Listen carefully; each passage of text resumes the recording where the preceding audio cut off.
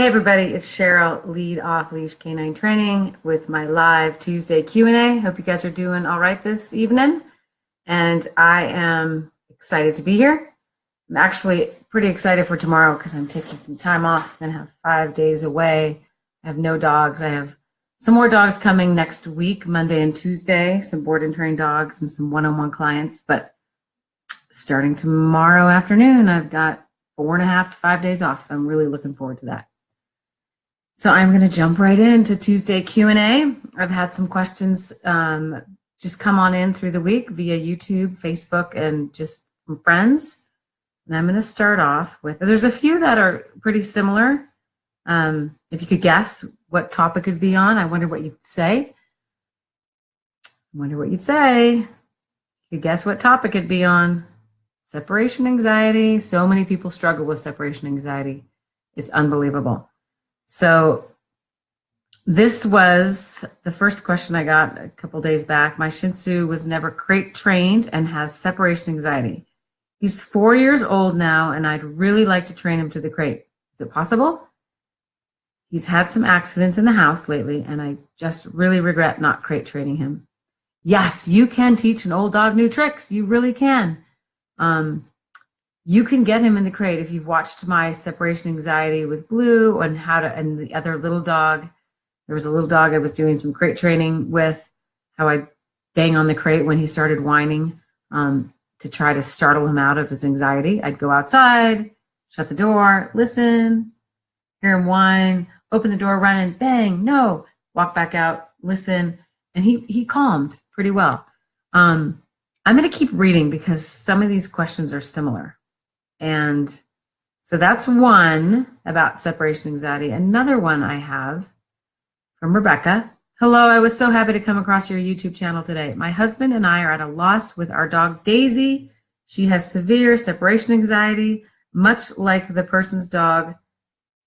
Her commented on your essay video number 2. Anyway, that was the Blue video. We'd like to start implementing the techniques you listed in your reply and videos. We do, however, work, and we are wondering what you might recommend as a modified daily regimen of crate obedience training exercise. Daisy will need to be in her crate from 7 a.m. and till approximately noon. After that, someone is home to tend to her. Do you recommend medication to start or just the training? No medication. Ecollar. Get an Ecollar. I'll tell you more in just a sec. Let me finish reading the question. We were about ready to give up until your video came along. We have had Daisy since February when we rescued her. Lastly, she has been allowed on the furniture, except the bed. Do you recommend teaching her the place command first? I'm not sure how to break her of the furniture. Thanks for your advice. And there's one more, which I'll get to. But yes, you can teach an old dog new tricks, and you can teach a new dog new tricks. Get an Ecollar. They're so amazing for this kind of trouble with your dog, separation anxiety, and trying to get them crate trained. Crate training really helps with separation anxiety. If your dog, I feel like I say this every week, but if your dog has free range of the house, there's just that much more stimulus going on and wandering around. We feel better when our dog is not in a crate because we think they have more access to fun things, but you're not there, so they don't really need access to fun things. They just need to learn how to be by themselves and be okay with it. So when they're in an enclosed, smaller space, it actually helps them feel more comfortable. So just having free access to the house doesn't give them something to do. It just doesn't. They really need to be enclosed and learn how to just chill out. And when a dog is physically down, their mind will slowly, not even slowly, but the mind will follow. But when the dog is walking around the house, looking for things to do, looking out the window, going back to the kitchen, sniffing the floor, back out the window. They're physically active, so their mind is more active. When you put them in a box, I mean, that's what a crate is, they can't do all those things, and so physically they get more calm and their mind will follow.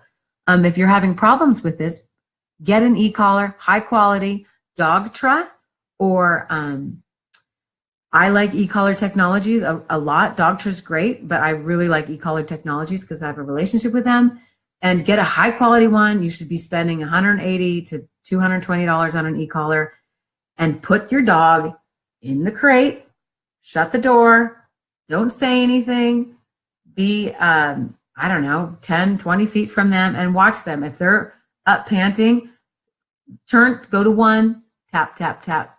Go to 2, tap, tap, tap. Go to 3, tap, tap. Let me get an e-collar. Hang on. I'm going to get the remote so you see what I'm talking about. Hang on there, people. I'm coming back. I'm on my way back. Stay there.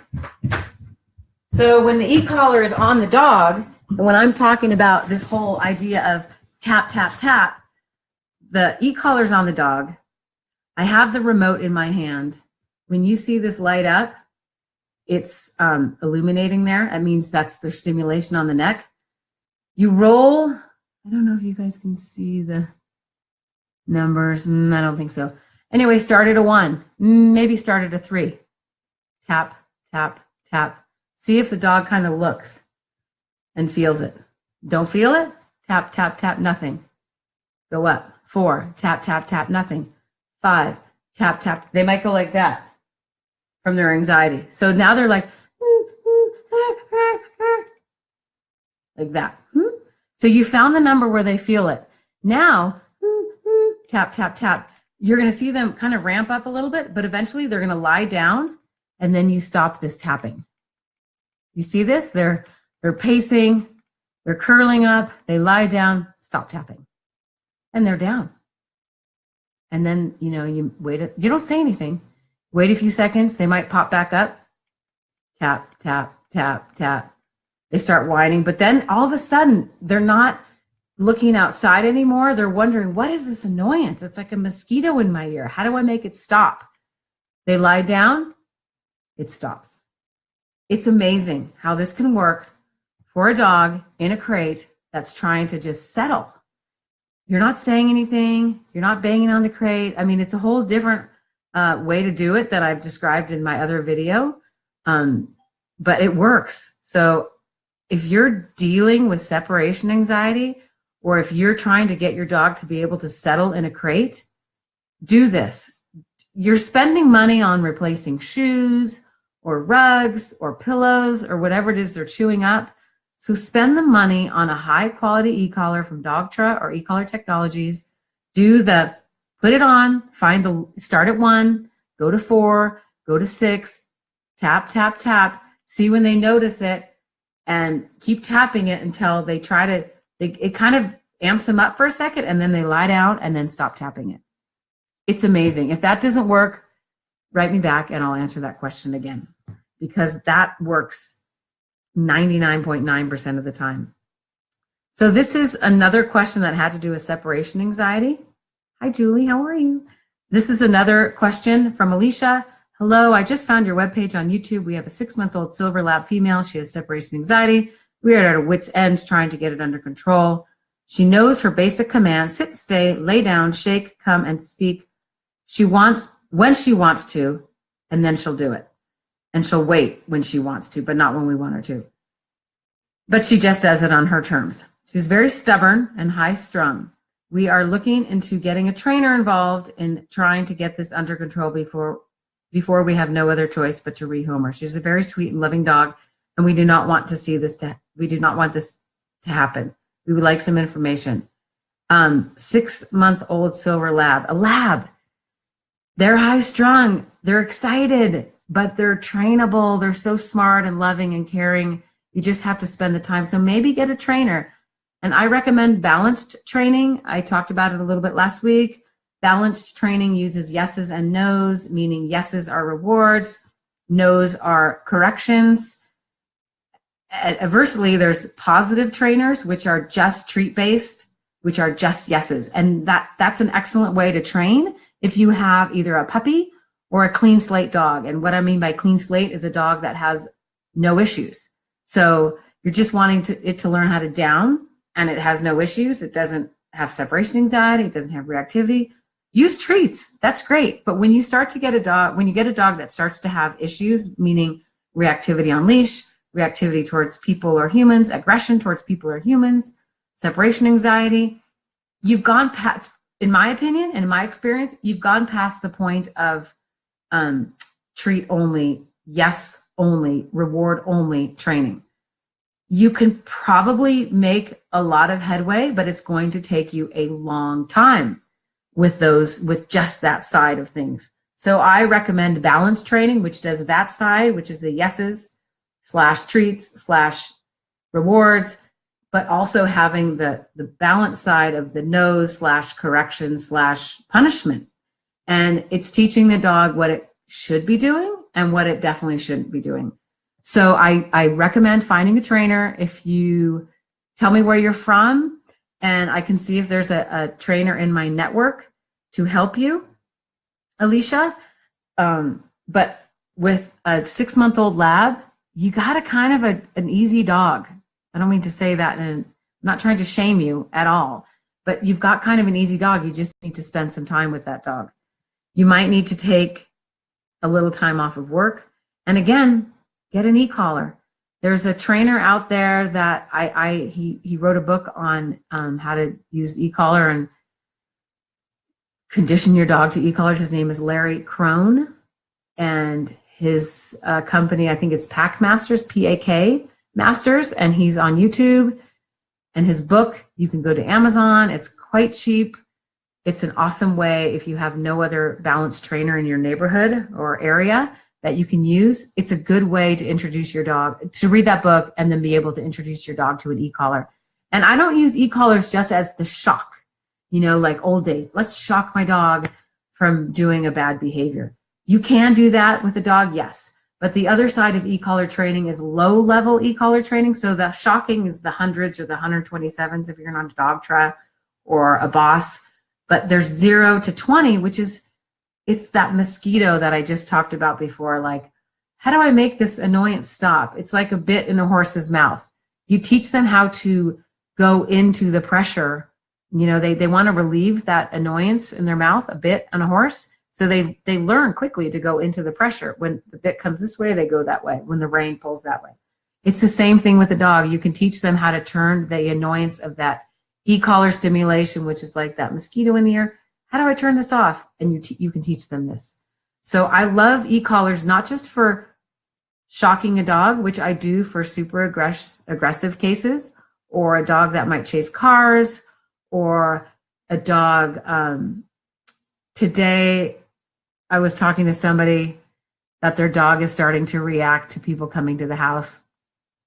Shock the dog, make it. And yesterday I took a dog home, Hawken, who the owners have 5 horses, and their previous German Shepherd was severely injured by one of those horses, kicked in the mouth, broken jaw. The vet didn't think the dog would live. Dog lived, but it was very traumatic for the owners.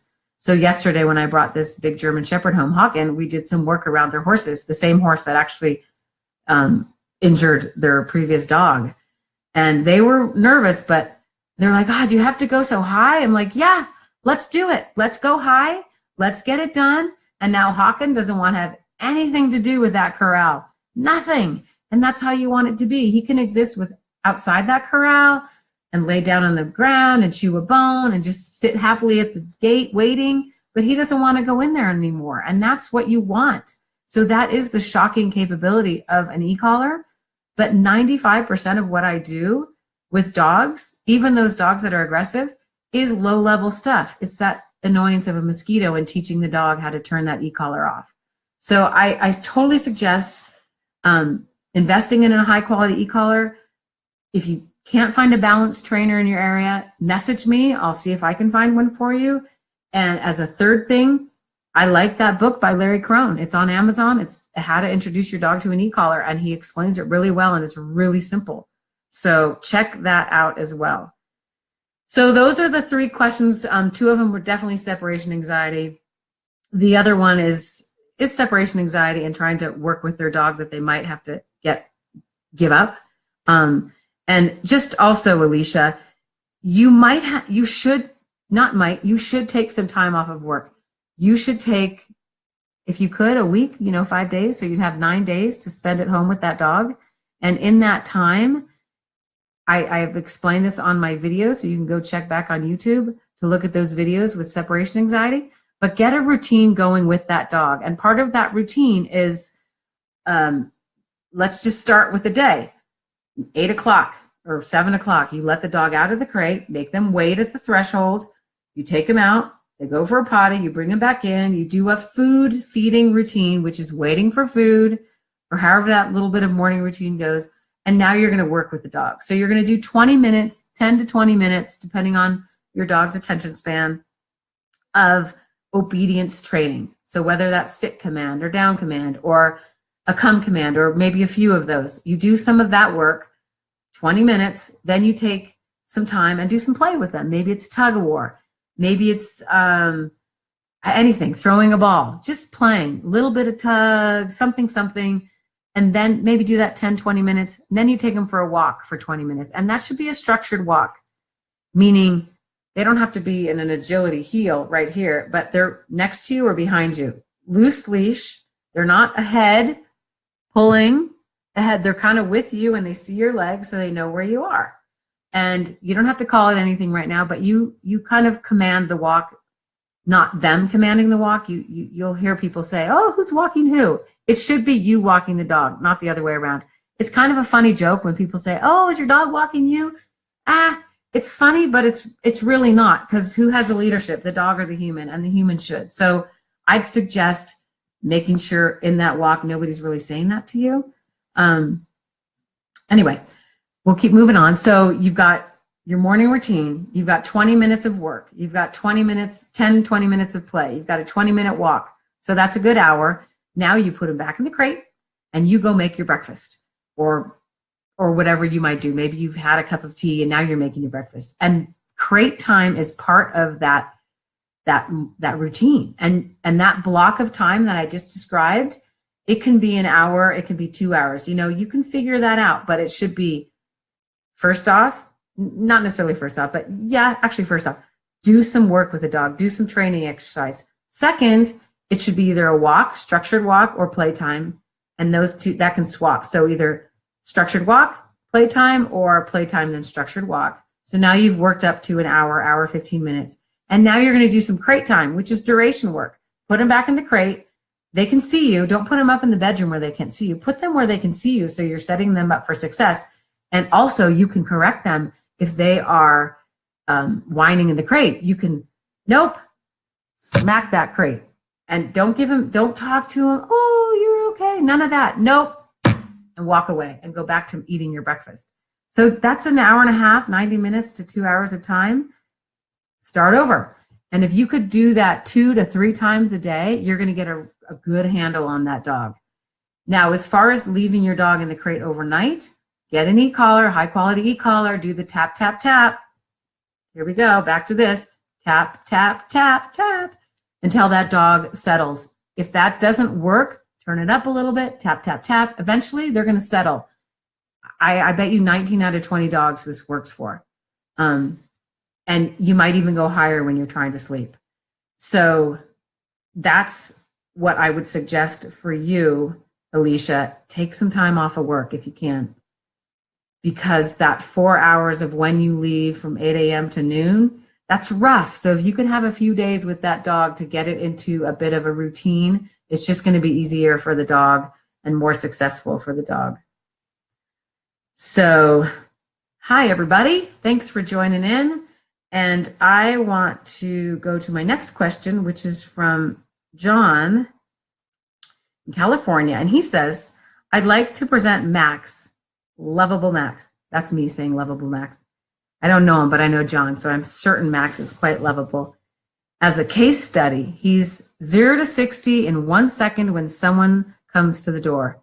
And if it's someone he knows, he's even wilder and wants to love them to death. Reminds me of another Max I know, John. Love that guy. Anyway, one issue is that he is not holding in place all day. Well, I had 2 dogs go home recently, and one of them was Riley, and one of her things is the owner wants to bring her to work. And, hey, Paige, how are you? Thanks for tuning in. Hey, Share Chat, how are you? Thanks for watching. So Riley's owner likes to have Riley at the workplace, and she's in the front office. It's a professional office, so you can't have a lot of craziness going on. You know, some big deals are happening there. And so we worked on that, and we worked on it a lot for Riley, the little bulldog, to not rush the door. And so this transition period for her, I said, you have to do this at home a lot when you're just chopping vegetables and nobody's at the door, right? You just need to get, I don't know if you guys know Malcolm Gladwell. He has this idea, 10,000 hours. Maybe it wasn't his idea, but he wrote about it. There's a song, 10,000 hours out there as well. And if you put in your 10,000 hours, you get really good at something, and then you're a master at it. It's like climbing or boating, kayaking, or being a sailor, or being a really good salesperson, or whatever it is that you're passionate about. You put in the time to do it, and then you become a master at it. So to try to get Riley out in front of when she needs to master it, when it really matters, when the mayhem comes to the door and she hasn't had those 10,000 hours of practicing. It's not really 10,000 hours, but it's time behind her of being on place in a quiet situation where her owner can concentrate on her and correct her if need be and put her back on place. All these hours leading up to like the moment of, now we're having a dinner party and the guests are coming and she's on place and the people come through the door and she's holding place. You can't, John, you have to set up Max. You have to set Max up for success by practicing duration work when nobody's at your house. And maybe it's 20 minutes a day because you're sitting at the computer. I mean, think through in the morning, be like, okay, what am I doing today? Well, I should really write my thank you notes for Christmas. That's how far behind I am. I should really write my thank you notes. So maybe plan that into your day, and I'm going to work with Max at the same time. Or, oh, I need to do that. I need to write that letter to the broker, or it's taxes. This is what I did on Saturday. I need to do taxes. So I sat at my kitchen table right back there for a good 4 hours, and Hawken and Riley were like in their respective outside of their kennels on place, and they held it for a long time. So I find times during my day where I can be working the dog, even though it's a passive working, they're working and I'm getting something done, but I'm not leaving the house or running upstairs and taking a shower where I can't correct them if need be. So you have to get in that time with Max when he's not distracted. It's like an athlete.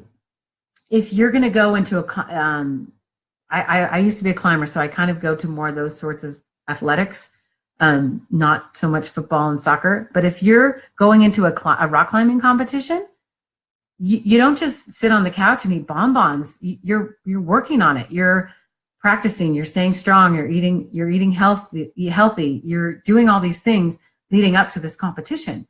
So when you need to perform, you've got all that time behind you, having strengthened, gotten your mind work, the mental work, the emotional work done. So when it comes to the competition, you're not just like, whoa, I'm weak. I don't have the mental capacity for this. I'm scared. You've put in that time. So give Max that opportunity by looking for opportunities in your day when you can sit down and have him on place and watch him and keep him there if need be. So I think that's pretty explanatory. Hope that helps, John. If not, let me know. And then my last question is from Yvonne, and she had Izzy. She has Izzy. I had Izzy, but she has Izzy. Izzy was a German Shepherd I had a few weeks ago on a board and train. And she said, when you are recalling your dog, how do you get him, you mean her, how do you get her to stop without running into you? This is a good question. And this is something I talk about with all kinds of clients. And it's not just that example. It goes into other ones, but I'm going to start with that one that she just said. So when a dog is coming at me, and this is me, coming at me, and they're coming fast, I might actually, let me put myself like this. And here's the dog with the 4 legs. I might put my foot out sometimes. I do that with Tioga. I'm like, whoa, just to slow them down at first when it's early on. But after that, like I'll like stick my foot out. But after those first few times, because they're like, whoa, I don't want to go into that foot, they kind of back up and sit down. That's just what I do in the first few days of a really intense dog running at me. Yeah, I'm coming full speed. After that, I will, or if it's not coming full speed, so here I am, here's the dog, I'm going the other way. And I say, come, and it's coming, I'll walk up to it and help it, and then say sit at the same time. And this is where I'm going with this, is right before the dog, maybe within a foot or two of getting to me, I am already telling it what to do next. I don't wait till the dog gets there and is idle for a half a second or running at me full speed. And if it's running at me full speed, I might say at 5 feet away or 10 feet away, Izzy, sit, Izzy, sit, kind of excited, sit, but if it's not coming at me fast and I say, come, and the dog's coming, right before it gets to me, I say sit. So the dog's mind is still moving forward when it hears sit, and it goes right into the sit, versus coming forward. Now I'm at you. What do you want me to do? Sit. Oh, what? Sit? Okay, I'll sit. So I do it with place. Dog, I say come, dog's coming.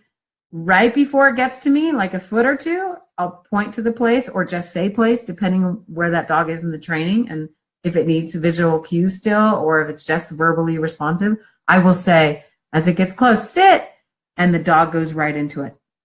If you wait till the dog's right there, they have a second or two of idleness where they can get distracted. So wait, get them close enough, and then with their mind still going, moving forward, and then put them into the next command.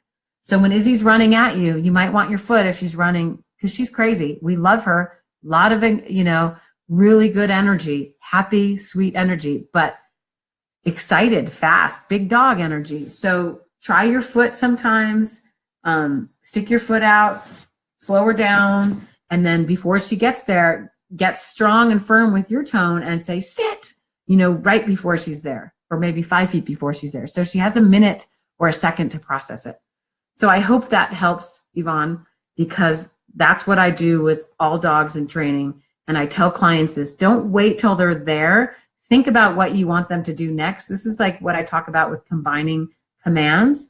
Sometimes I'll say a recall to a sit, or a recall to a down, or a recall to a heel, or a recall to a place.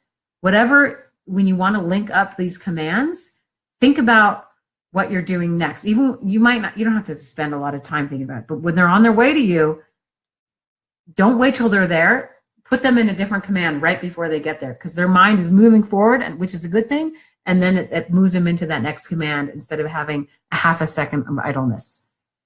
All right. So that's that.